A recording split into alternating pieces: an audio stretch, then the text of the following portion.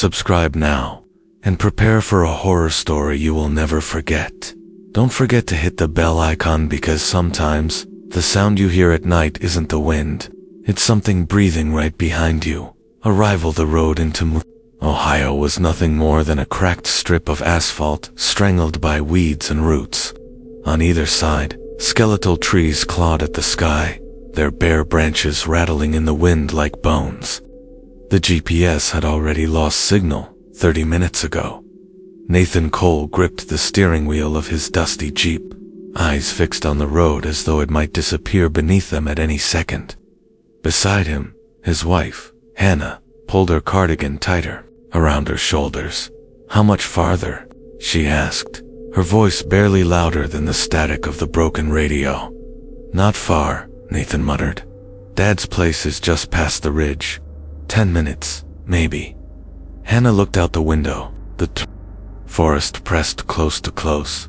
It wasn't just trees. It felt alive, as though the woods themselves were watching, listening. Finally, the Jeep rolled into the remnants of a town, or what was left of one. A single rusted sign leaned sideways, Moonville. No welcome, no population number, just a name, etched in fading white paint, half swallowed by vines. The farmhouse Nathan parked in front of a farmhouse that leaned heavily to one side, its white paint long since peeled away, leaving gray boards scarred by weather. Every window that faced the river was sealed shut with planks nailed from the inside. "God," Hannah whispered, stepping out of the car. The air smelled wrong, damp, earthy, tinged with something metallic like rust or blood. "Dad always said this place kept the cold out," Nathan muttered when she touched the nailed boards. But the words didn't sound convincing. That night, they tried to sleep in the upstairs bedroom. Nathan was exhausted and drifted off quickly, but Hannah lay awake, staring at the ceiling. That was when she heard it. A low creak, like wood straining, underweight again and again. The sound wasn't coming from inside the house. It was coming from the old railway bridge that stretched across the river, just visible from the window. Hannah sat up, her heart hammered. She went to the window, pressing her face to the glass. The bridge was dark empty, but then a figure appeared, a woman, barefoot, her dress old-fashioned, torn at the hem, glowing faintly in the moonlight. Her head was tilted at an unnatural angle, as though her neck had been broken. Hannah blinked on. The figure was gone. The warning, the next morning, Hannah tried to explain. There was someone out there, Nathan, on the bridge. "I swear." Nathan cut her off sharply. Double quotes, "No, you didn't see anything." "Don't tell me what I didn't see," she snapped. "There was a woman, Hannah." His voice cracked, his hands trembling as he gripped his coffee mug. "You didn't see her. You don't want to see her." For a long moment, the only sound was the faint dripping of the sink. Then Nathan said, quieter, almost to himself, "She doesn't go away once you see her." Moonville that day. Hannah drove into what little remained of town. The so-called center was nothing but 3 buildings, still standing, a general store with boarded windows, a shuttered gas station, and a diner that looked barely alive. Inside the diner, an old woman worked behind the counter, her hair gray, her eyes sharp. The few other patrons sat in silence, staring at their plates, as if speaking would break some unspoken rule. Hannah slid onto a stool. "Coffee, please." The woman poured it without a word. "Do you know anything about the old bridge near the ridge?" Hannah asked, trying to sound casual. The entire diner froze. Forks stopped halfway to mouths. Chairs scraped against the floor as 2 men got up and left without paying. The old woman leaned close. Her breath smelled faintly of smoke. "You don't ask about that bridge. Not here. Not if you value your life." The first dream that night, Hannah dreamed. She was walking barefoot across the bridge. The planks were slick, wet not with rain, but with something warm and thick. Blood. Every step she took. The bridge seemed to pulse. rising and falling like lungs, as if the wood itself was breathing. Behind her, a voice whispered, soft, coaxing, "Closer, just a little closer."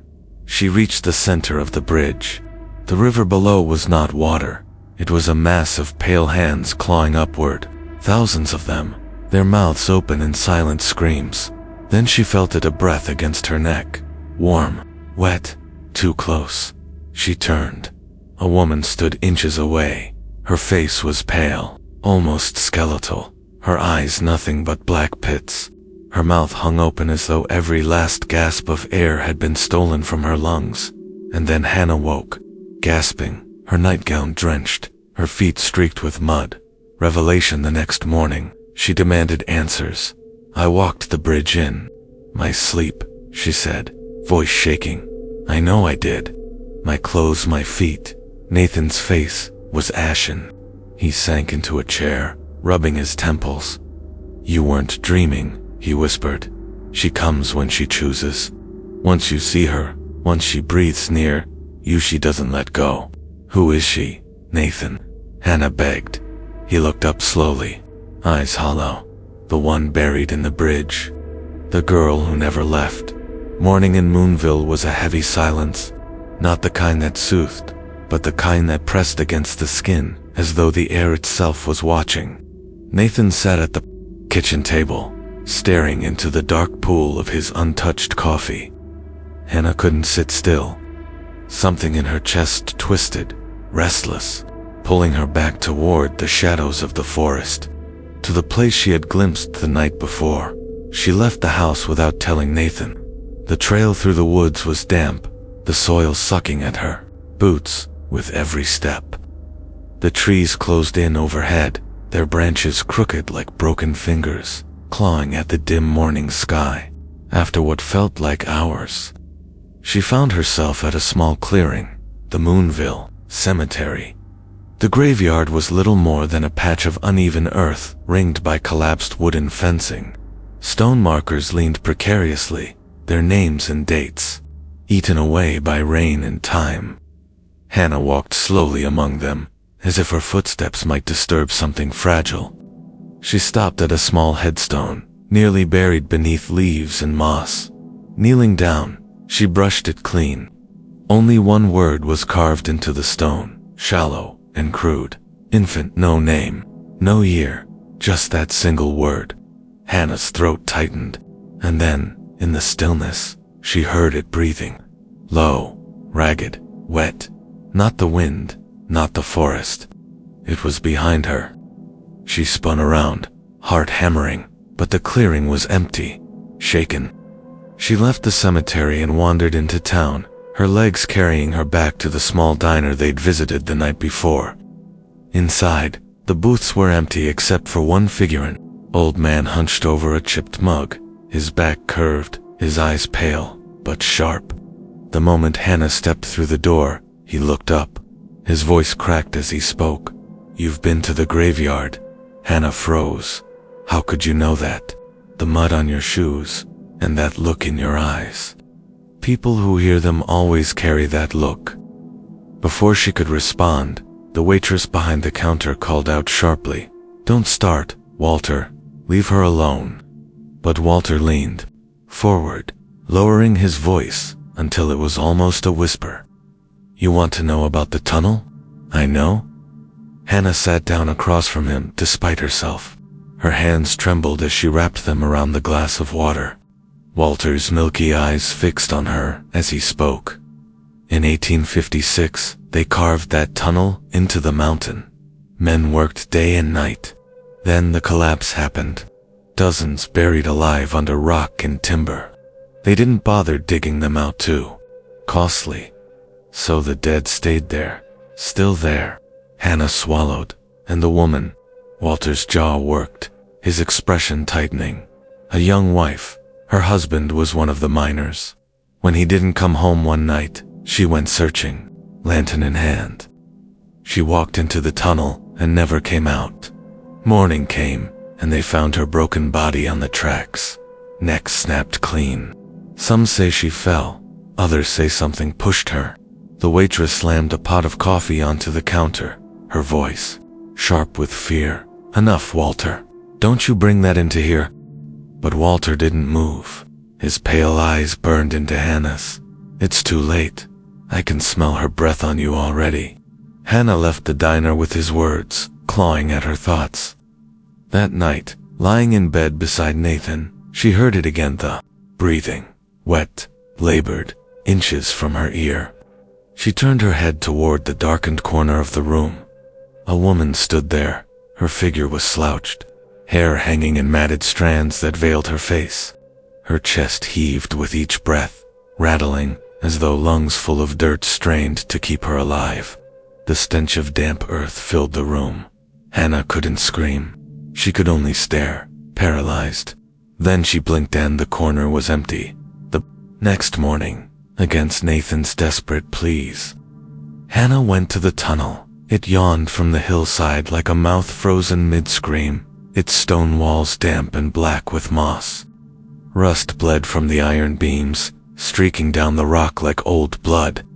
Graffiti covered the entrance, scrawled in frantic strokes of white paint. Over and over, the same words. "Don't listen." Hannah raised her flashlight and stepped inside. The air was cold, heavy, and wet. Water dripped from the ceiling, each drop echoing like a heartbeat. The deeper she walked, the tighter her chest became, as if the walls themselves pressed closer with every step.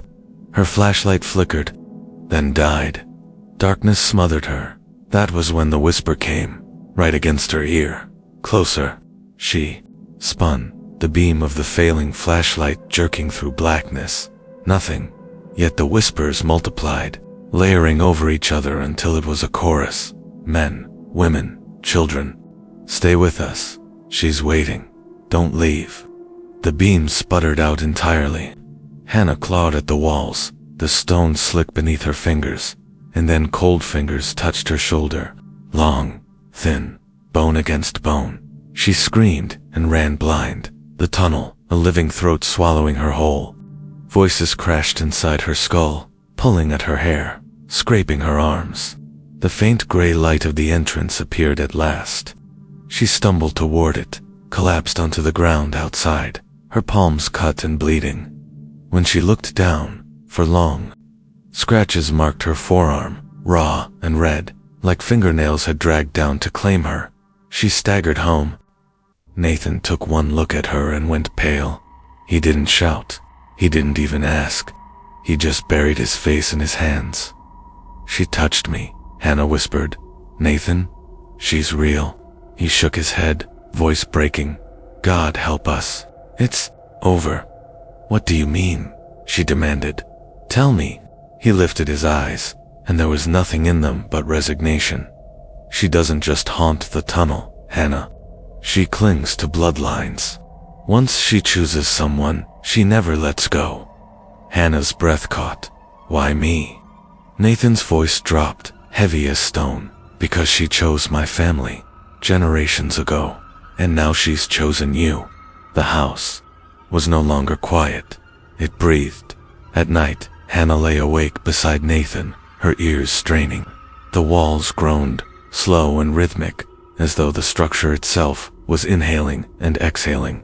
Sometimes the floorboards creaked, footsteps pacing, from one end of the hallway to the other, though no one ever appeared.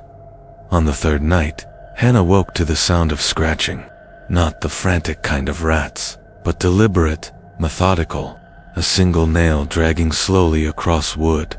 She turned her head and saw faint lines appearing on the bedroom door for marks, deep and raw, carved as she watched. She shook Nathan awake, her voice trembling. "Do you see that?" He stared, his face pale in the moonlight.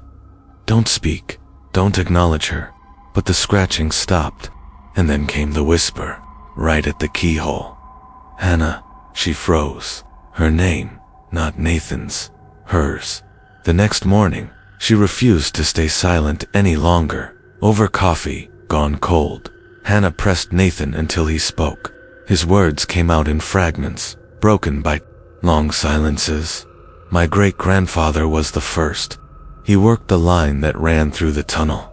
The night it collapsed, he was there. He swore he saw her. Said she walked out of the dust, her face crushed, her neck twisted, but her eyes wide open. She followed him home. And after that, every son, every wife, every child in my family, she marked them.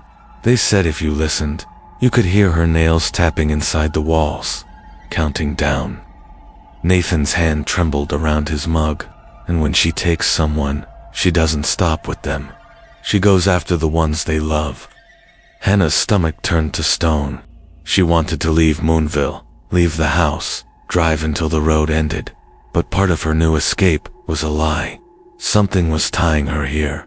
That afternoon, she returned to the cemetery, desperate for answers. The graves looked different now, as if they had shifted overnight. Stones had sunk deeper, leaning at sharper angles. She found Walter again, standing among the graves as though he had been waiting. "You saw her," he rasped. Not asking but knowing, Hannah nodded, unable to form the word. Walter's face was grim. "She isn't just a ghost, she's hunger. She takes pieces of you, fear first, then breath, then bone. The families who stay here, none of them last. The only way to stop her is to know her name." Hannah's heart jolted. Her name, but no one. Walter's eyes narrowed. Names bind the dead. Names control them. But the town buried hers. They scrubbed it from records. If you want to survive, you'll have to dig deeper than the graves. That night, back at the house, Hannah started tearing through the attic. Boxes of yellowed papers, journals, and photographs littered the floor. She lit a single candle, its flame flickering against the damp rafters. A photograph caught her eye, black and white, cracked at the edges. It showed a group of miners lined up in front of the tunnel. In the corner, barely visible, stood a young woman, dark dress, hollow eyes. Her face turned slightly, as if watching the photographer instead of the lens. As Hannah stared, the candle sputtered. The woman's face in the photo seemed to tilt, her mouth opening into a black O of a scream. Hannah dropped it, heart thundering. The attic went ice cold. She turned and saw the wall moving, bulging, pulsing.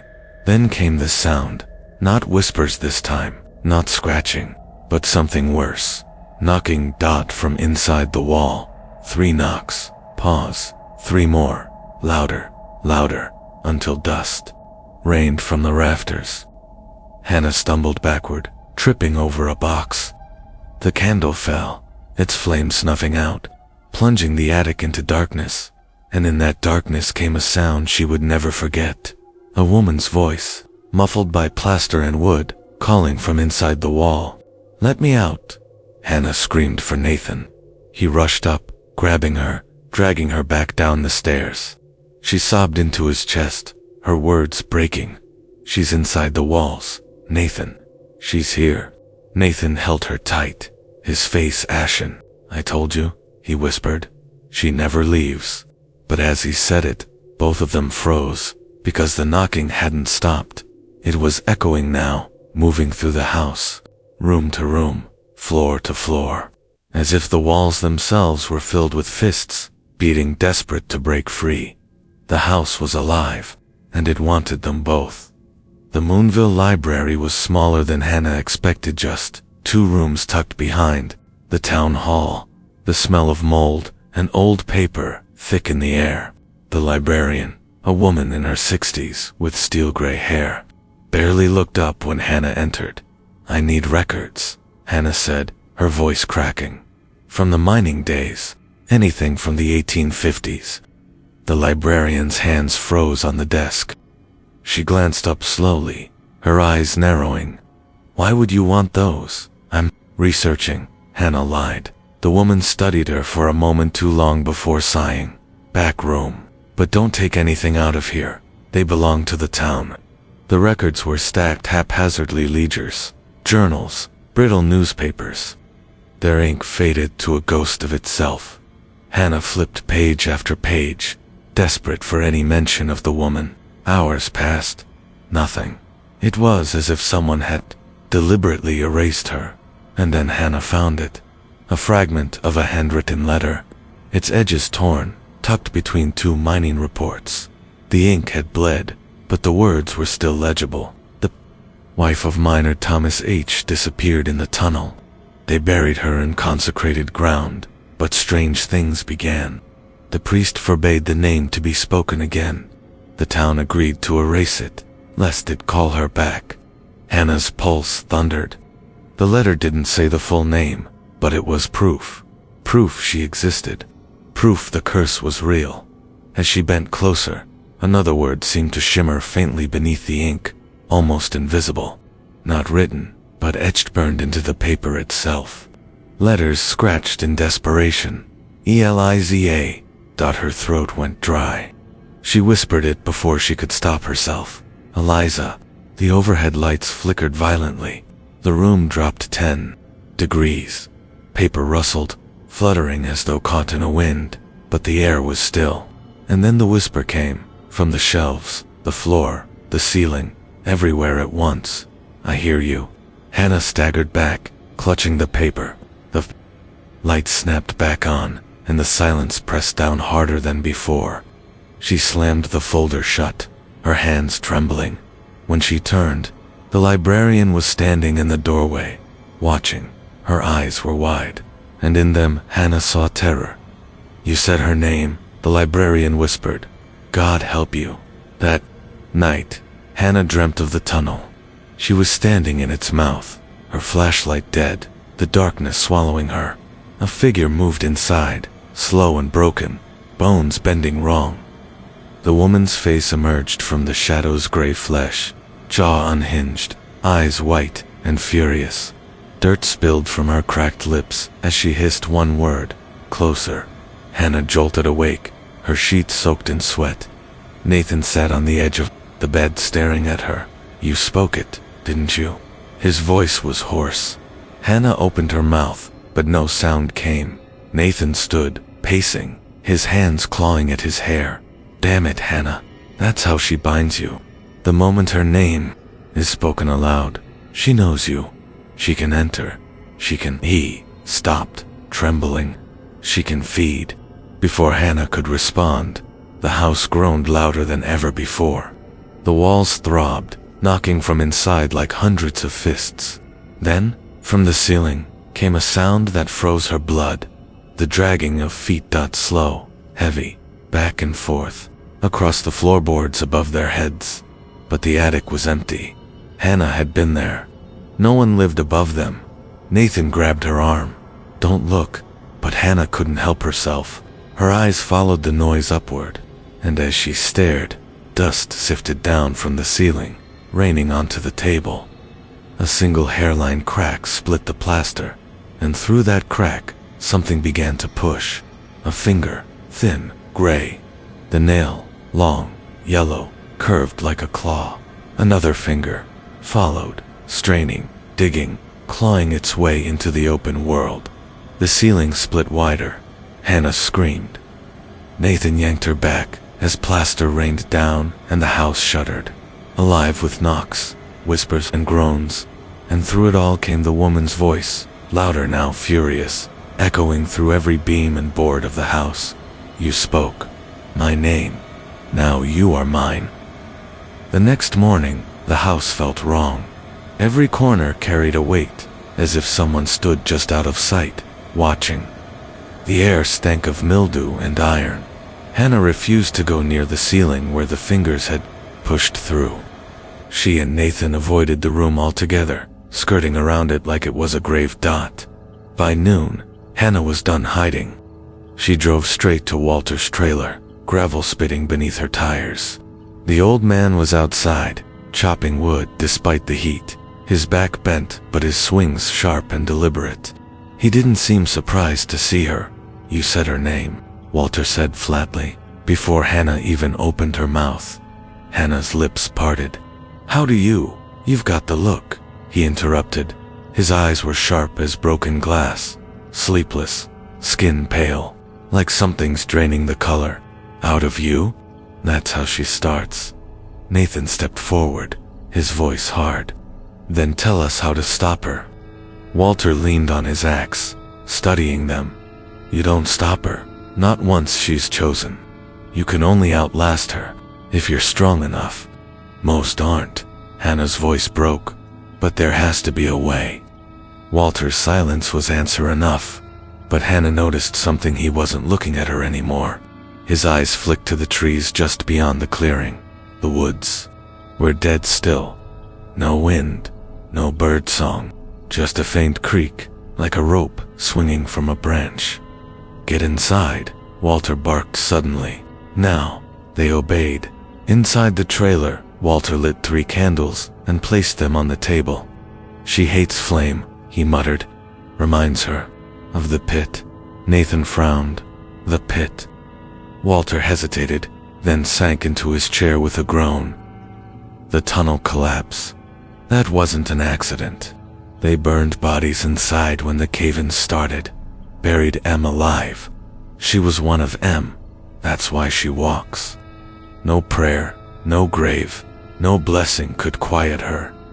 Fire sealed her fate, and fire's the only thing she fears. Hannah clutched the edge of the table, her stomach twisting. Then we'll use it. We'll burn her out. Walter's laugh was hollow. You think you're the first to try? They've set whole houses. Aflame, she just comes back with the smoke. The candles flickered violently. Hannah's breath caught.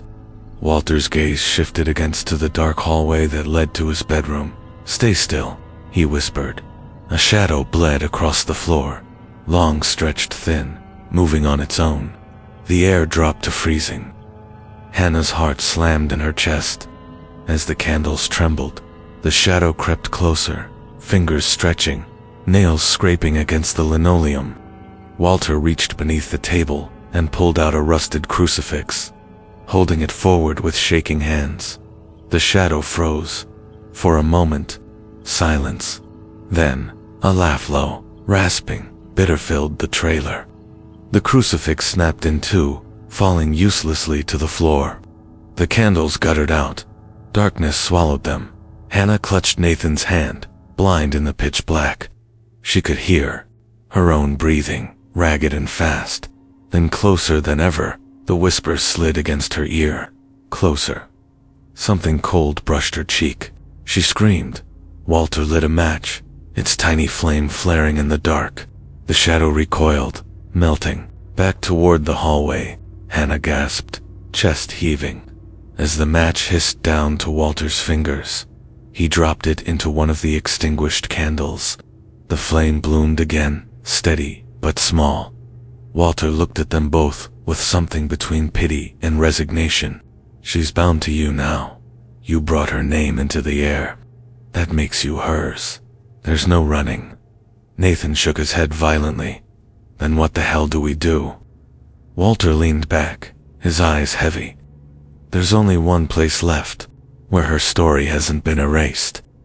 One place that still remembers her for what she was. Hannah's voice trembled. Where? Walter's gaze turned to the dark line of trees outside, stretching toward the hills. The church at the edge of town. Old, abandoned. They say the priest who cursed her left records there. But if you go looking, he paused, his voice dropping to a whisper. She'll follow you inside, and she won't let you leave. The church sat at the far edge of Moonville, where the trees grew too thick and the road gave way to dirt. It hadn't seen a congregation in decades. Ivy crawled up its stone walls, strangling the steeple. The windows were stained black with grime, their saints and angels lost beneath layers of rot. Hannah gripped Nathan's hand as they pushed open the warped wooden doors. They creaked like coffins. Inside, the air was heavy with dust and mold. The pews collapsed in jagged rows. A crucifix hung above the altar, split down the center.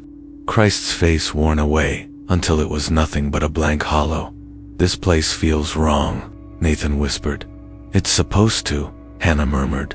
Her voice trembled, but she pushed forward. They searched the nave, the confessional, the pulpit, nothing but rubble and silence. Then Hannah noticed the floorboards in front of the altar. They were different, darker, swollen with damp. She knelt, brushing her hand across them. The wood gave slightly, hollow beneath her touch. There's something under here. Nathan grabbed a rusted candlestick and pried at the boards until they split. Beneath them was a staircase, spiraling down into blackness. A foul, wet air rushed up thick with earth and rot. The steps groaned beneath their weight as they descended, each creak echoing like a scream. At the bottom was a stone chamber, lit by the faint glimmer of their flashlights. The walls were carved with Latin inscriptions, some scratched out violently, others smeared with dark stains. At the center of the chamber sat a rotting desk, covered in torn pages and crumbling ledgers. Hannah's hands shook as she lifted one. The ink was faded, but the words leaped out at her. Her fury cannot be contained. Her name is a chain. Speak it, and she binds herself to you. Only fire, blessed and consecrated, may sever her hold. But beware, the fire must burn where she was laid, or it will fail. Hannah's stomach turned. The mining tunnels. That was where Eliza was buried. Before she could read further, a sound slithered through the chamber, a low rasp, a breath, not from the tunnel. From behind them, Hannah spun, her flashlight shaking. The beam landed on the wall where a shadow moved independently of their bodies. It stretched, long and crooked, a woman's form with hair that writhed like snakes. The whisper came, louder now, filling the chamber, vibrating through the stone. You came to me. The air dropped to freezing. Nathan's breath puffed in white clouds. Hannah's light flickered. She raised the page in trembling hands like a shield, but the shadow surged forward, spilling across the floor like liquid darkness. The crucifix on the wall ripped itself free and crashed to the ground. The stone trembled beneath their feet. Run, Nathan shouted. They bolted for the stairs, but the shadow climbed faster, fingers stretching, nails dragging across stone with a scream that set Hannah's teeth on edge. She stumbled, and the ledger pages scattered behind her like falling leaves. The voice rose, layered and furious, not just one but many, as though the walls themselves spoke through the mouths of the dead. You will burn with me. Hannah scrambled up the last step, Nathan yanking her through the broken boards. They slammed the church doors shut, their chests heaving, hearts hammering. But the sound didn't stop. The knocking, the scraping, it followed them out of the church, echoing into the night, and Hannah realized with cold certainty Eliza hadn't been bound to the tunnels anymore. By speaking her name, by coming here, they had given her freedom to walk wherever they went. The house no longer felt like theirs. Every wall creaked as if it were breathing. The floor groaned with unseen footsteps. Shadows clung to the corners, darker than the night outside. Nathan tried to board the windows, but the nails bent in his hands. The wood splintered. It was as if the house itself rejected any attempt to keep her out. We can't stay here, Hannah whispered, trembling as she watched. We can't leave, either, Nathan replied grimly. She'll follow us anywhere now. As night fell, the silence thickened, not the quiet of peace, but the silence of something listening, waiting. Hannah tried to sleep, but her dreams were a flood of screams. She was in the tunnel, again, walls wet, pulsing, closing in. Eliza's face appeared inches from hers, pale, cracked, eyes hollow, sockets filled with writhing shadows. Burn with me, she hissed, and the tunnel walls burst into fire. Hannah jolted awake, drenched in sweat, but the smell of smoke was real. The bedroom ceiling was blackening, smoke curling down from the rafters. Nathan leaped up, swatting at the flames with a blanket, but when he pulled it away, there was nothing. No scorch marks, no smoke, just the illusion of fire fading into darkness. Then the mirror across the room cracked. A jagged line split the glass, and from the crack seeped a thin trail of black liquid. It dripped onto the floorboards with a hiss, burning tiny holes where it touched. Hannah backed against the wall, her breath shallow. The liquid pooled, spreading, and from it rose hands, dozens of them, small, pale, broken hands, clawing there. way out of the black sludge.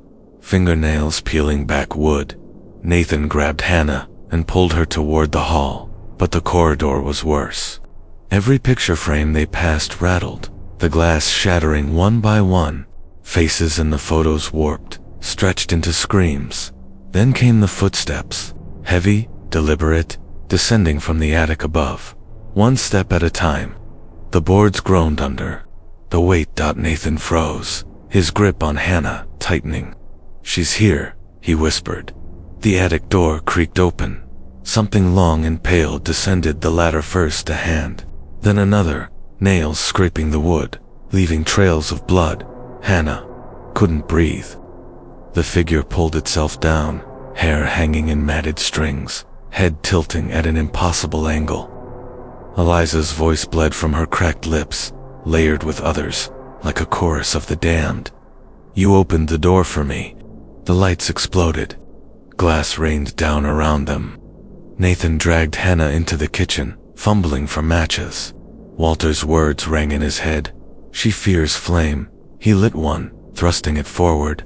For a moment, Eliza's shadow shrieked back, curling along the walls.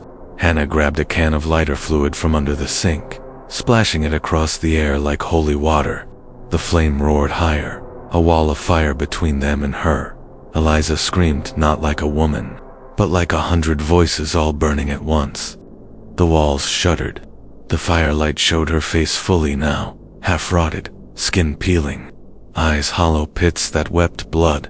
She did not vanish, she only smiled through the flames, and then she reached through. The fire bent around her arm like smoke. Useless. Her fingers closed around Nathan's wrist, searing his skin black. He screamed, dropping the match. The fire died instantly. Hannah grabbed him, yanking him back, but Eliza's grip was unrelenting. Her other hand reached for Hannah now, nails clicking like knives. Desperate, Hannah snatched a shard of broken glass from the floor and slashed at the hand. The cut tore deep, but instead of blood, shadows spilled out, thick and writhing, wrapping around her wrist. The house shook violently, dishes crashing, furniture toppling. The windows burst open, wind howling in, carrying the echo of a train whistle, the sound of the tunnel, the sound of her death. Nathan ripped free, pulling Hannah out the back door. They tumbled into the yard, gasping, as the house groaned behind them like it was alive. Every window glowed with pale light, shadows pressing against the glass from the inside. Hundreds of them, watching, and above it all, Eliza's voice screamed through the night, carried on the wind. "You belong to me." Dawn broke gray and thin over Moonville. The house behind them stood silent now, as if nothing had happened, but Hannah and Nathan didn't look back. The scorch marks on Nathan's arm, the bruises on Hannah's wrist, proof enough that Eliza was no dream. They drove in silence to the general store, 2 towns over. Hannah's eyes never left the window, as though expecting to see her in every reflection. Nathan's hands trembled on the steering wheel, wrapped in bandages that could not hide the blackened burns beneath. Inside the store, they gathered everything they could think of: kerosene, matches, rope, headlamps, heavy gloves, salt. The clerk, an old man with cloudy eyes, watched them pile the counter with quiet curiosity. "You, heading into the woods?" he asked finally. Nathan forced a smile. "Hunting trip." The man shook his head slowly. "Not with that look in your eyes. Folks who walk into Moonville with fear in their bones, they don't walk out again." Hannah stiffened. "You know about her?" The old man's gaze lingered on her for a long, heavy moment. Then he whispered, "She ain't just in the tunnel anymore.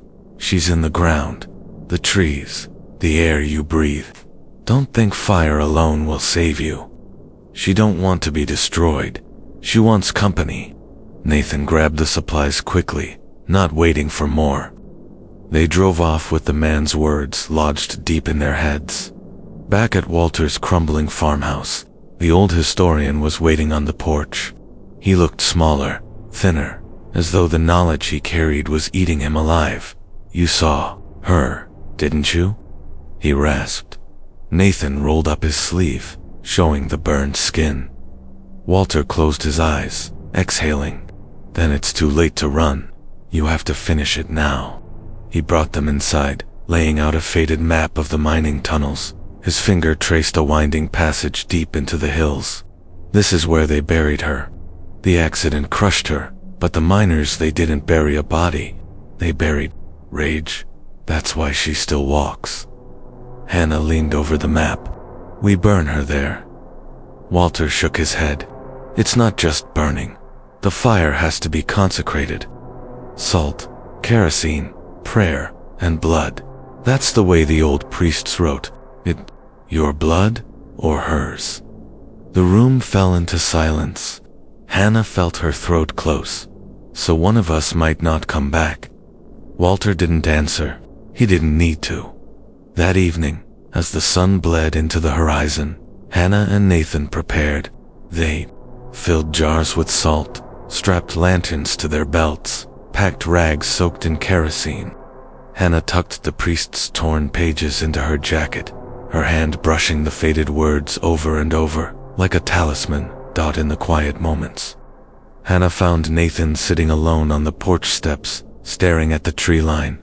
His face was pale, drawn, but resolute. We shouldn't have stayed here, he murmured. No, Hannah said softly, but maybe we were meant to. He looked at her then, eyes hollow with fear, but something stronger beneath. If it comes down to one of us, don't say it. I have to. His voice cracked. If it comes down to it, you run. You burn her, and you run. Don't look back. Hannah shook her head, tears stinging her eyes. We finish this together. The night grew heavy around them. The cicadas fell silent. From deep in the woods, faint but clear, came the whistle of a train that hadn't run in 70 years. They looked at each other. No words left. It was time. With lanterns lit and kerosene strapped to their backs, Hannah and Nathan stepped into the forest, the path ahead leading toward the yawning black mouth of the Moonville tunnel. The ground beneath them trembled as they walked. The air grew colder, sharper. The trees seemed to lean closer, their branches stretching like fingers. And though they were still far from the tunnel, Hannah swore she could already hear her voice, mocking, riding the wind. Closer, closer. The mouth of the Moonville tunnel yawned before them, a jagged wound in the hillside. Its arch was black with soot, bricks cracked and sagging. The air that leaked from it was colder than winter, thick with the stench of wet stone and rot. Nathan held up his lantern, the light trembling as though it feared to enter. This is it, he whispered. Hannah's hands were slick with sweat. Despite the chill, she sprinkled a line of salt across the entrance before stepping inside. The sound echoed soft grains striking stone, but each drop carried like a drumbeat through the hollow dark. The tunnel swallowed them whole. The first thing Hannah noticed was the silence. Not the quiet of nature, but a suffocating void, like every sound was being smothered. Even their footsteps were muted, as though the earth itself wanted to erase them. The second thing she noticed were the bones. At first, she thought they were roots jutting from the damp walls. But as the lantern's light flared, she saw jawbones, femurs, ribs, pressed into the stone as though the tunnel itself had devoured the miners. Empty sockets stared at them from the mortar. Some skulls were cracked. Others were biting down in eternal screams. Jesus Christ, Nathan muttered, tightening his grip on the rope coiled at his shoulder. Hannah touched one skull with trembling fingers. It was warm. They pressed deeper. Water dripped in steady rhythms, echoing like a clock counting down. The walls narrowed, squeezing them closer together. The smell grew thicker, charcoal, iron, something sour. Halfway through, they heard it. The sound of a train. At first, faint and distant, like memory. Then louder, closer. The tracks beneath their boots trembled. The lantern flickered. Hannah spun. There's no train. There can't be. The light at the far end of the tunnel bloomed, white and blinding, a headlamp rushing toward them. The ground shook violently. Nathan pulled Hannah against the wall, both of them bracing as the roar filled their ears. The train screamed past them, except it wasn't made of steel. It was made of flesh. Hundreds of twisted bodies lashed together, faces stretched in agony, limbs breaking with every turn of phantom wheels. They shrieked as they rushed by, mouths opening wider than any human throat should. Hannah clamped her hands over her ears, but the screams burrowed into her skull. Nathan pulled her forward, through the wailing storm, until the light suddenly vanished. They stood in silence again, shaking, the echoes still vibrating in their bones. "Not real," Nathan gasped, trying to convince himself. "Not real." But the tracks beneath their feet were wet, nowned with water, with blood.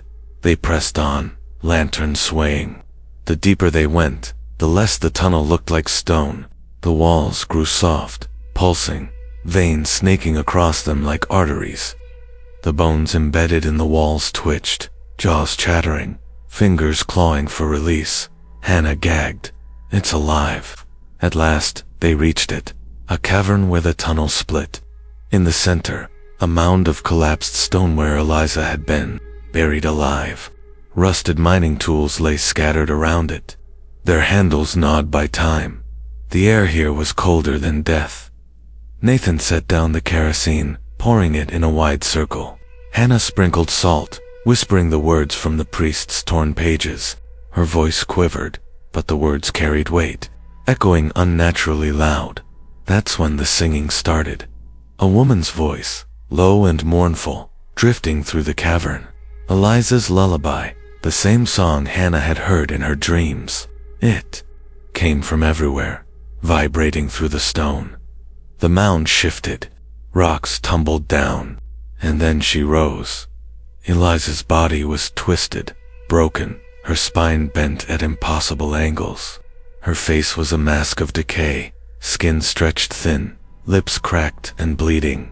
Her eyes were pits of endless shadow, and yet Hannah felt them pierce straight through her soul.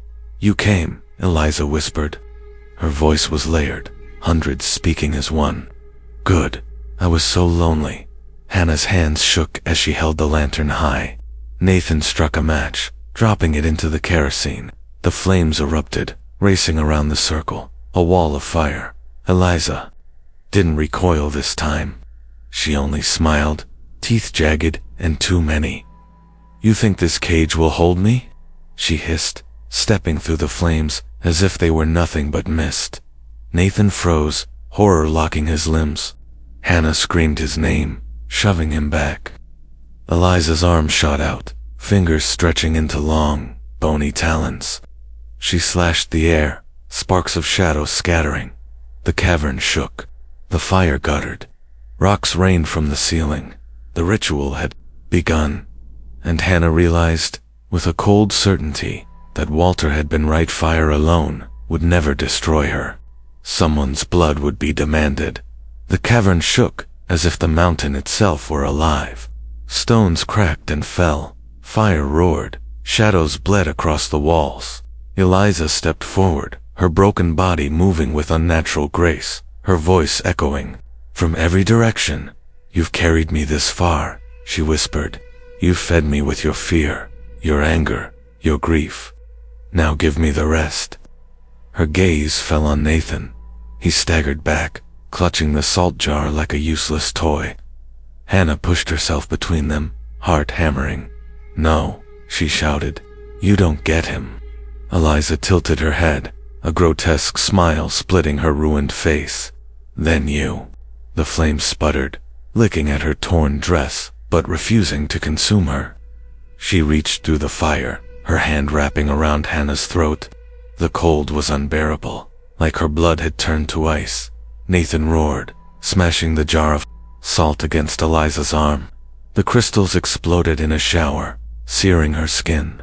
She shrieked, 1,000 voices shrieking in for a moment. The cavern split with light. Hannah fell, gasping. Nathan pulled her up, eyes wild. "Finish the prayer," he yelled. "Do it now."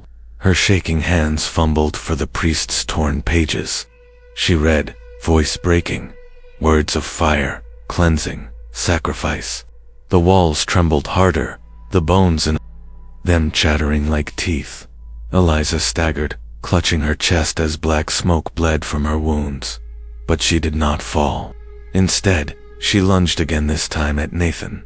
Her claws tore into him, slicing deep. Blood poured, hot and bright, soaking the stones. No. Hannah screamed, dropping the pages. She tried to pull him away, but Eliza held him fast, drinking in the crimson flood. Nathan's eyes locked with hers. His face was pale, lips trembling. "Finish it," he whispered. Tears blurred her vision. "I can't, you have to." With the last of his strength, Nathan shoved her back into the circle of fire. He spread his arms wide, his blood painting the air. Eliza latched onto him, jaws stretching impossibly wide.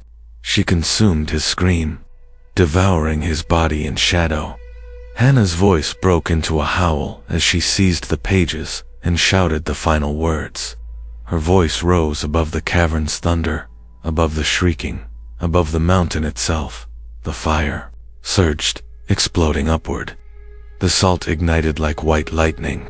Eliza shrieked, her body unraveling, black smoke ripping from her like shreds of flesh. For one fleeting instant, Hannah saw them. All the miners, all the victims, their faces appearing. In the smoke, mouths open, in a chorus of release. Then Eliza screamed, one last time, her voice ripping the air in two. She dissolved into ash, her body collapsing into nothing. Nathan was gone. Only his blood remained, sizzling in the fire. The cavern fell silent. The walls stopped trembling. The bones, at last, were still. Hannah collapsed to her knees, sobbing, into the smoke. Her hands shook as she reached out, closing around Nathan's empty scarf. The only thing untouched by the flames. She stumbled out of the tunnel hours later, the sunrise bleeding gold across the forest. Her face was streaked with soot and tears, her body broken, her soul hollow. The town below lay quiet, as though nothing had happened. The world had turned, but in the silence, faint and almost imperceptible, came a sound from deep in the earth, the whistle of a train.